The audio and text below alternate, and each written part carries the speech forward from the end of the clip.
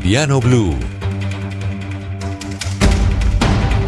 En segundos, noticia urgente desde la Procuraduría sobre el presidente de Ecopetrol, Ricardo Roa. Antes hablamos de la decisión que hoy confirmó la Fiscalía, imputará cargos en contra del exministro de Hacienda del gobierno del presidente Gustavo Petro, Ricardo Bonilla, uno de los más fieles escuderos del presidente Petro, por su presunta participación en el escándalo de corrupción de la Unidad de Gestión de Riesgo, porque Ricardo Bonilla habría sido el responsable de gestionar, de estar pendiente, de 3 contratos de la Unidad de Gestión de Riesgo para congresistas de la Comisión Interparlamentaria de Crédito Público, con el fin de que votaran y emitieran conceptos sobre endeudamiento. Juan Esteban Quintero, ¿cuáles son los delitos que le van a imputar a Ricardo Bonilla y cuáles son las pruebas que tiene en su poder la Fiscalía?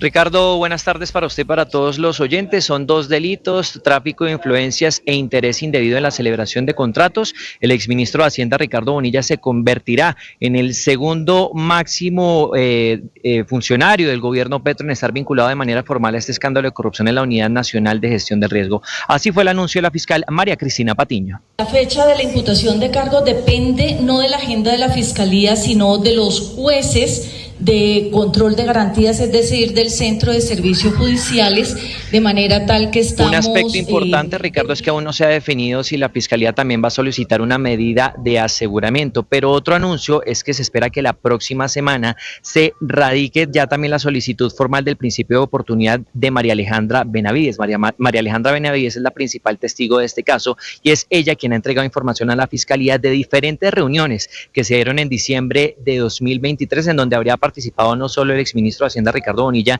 sino también Jaime Ramírez Cobo, enlace entre la presidencia, el exministro de Hacienda Diego Guevara y también el exministro del Interior Luis Fernando Velasco. Noticias Caracol ya había revelado, aparte de esos interrogatorios, a María Alejandra Benavides.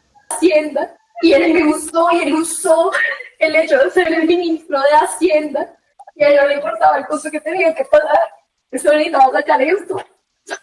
María Alejandra, el ministro sabía que Snyder, o más bien que los congresistas le estaban enviando a usted en contacto de las personas encargadas de los contratos en las regiones. Sí, señora. Esos 3 contratos, Ricardo, por 92.000 millones de pesos, en donde se habrían visto beneficiados estos congresistas de la Comisión de Crédito Público. Los nombres más sonados en esta parte que está llevando la Corte Suprema de Justicia son el congresista Wadid Mansur y la congresista Karen Manrique. La noticia del momento en Blue Radio. Mucha atención, 1:37, se complica la situación para el presidente de Ecopetrol, Ricardo Roa Barragán.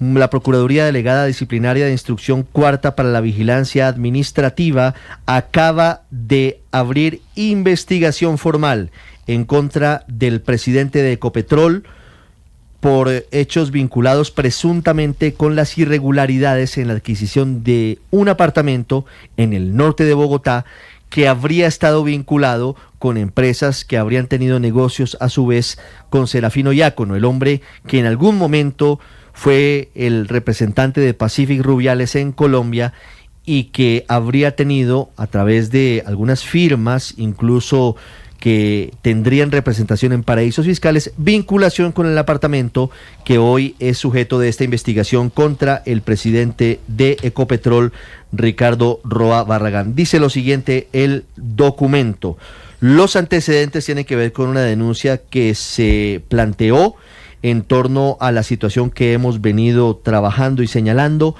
El procurador del caso dice que es competente para abrir esta investigación, habla de los hechos que son disciplinariamente relevantes y señala lo siguiente: el señor Ricardo Roa Barragán, presidente de Ecopetrol, pudo estar incurso en un conflicto de intereses dadas las gestiones adelantadas y la toma de decisiones que adoptaría la empresa de petróleos en el giro ordinario de sus negocios, que involucrarían los intereses de firmas, empresas o sociedades que han tenido vínculos directos o indirectos con el señor Serafino Diácono, entre ellas la sociedad Princeton International Holding, quien le vendió al investigado, es decir, a Ricardo Roa, un inmueble antes de posesionarse como presidente de la referida empresa. No se advierte, dice la Procuraduría, hasta el momento que el señor Roa Barragán hubiese declarado el referido conflicto de intereses. En el resuelve, dice la Procuraduría, abrir investigación disciplinaria en contra del señor Ricardo Roa Barragán en su condición de presidente de Ecopetrol para la época de la ocurrencia de los hechos conforme las razones expuestas en precedencia.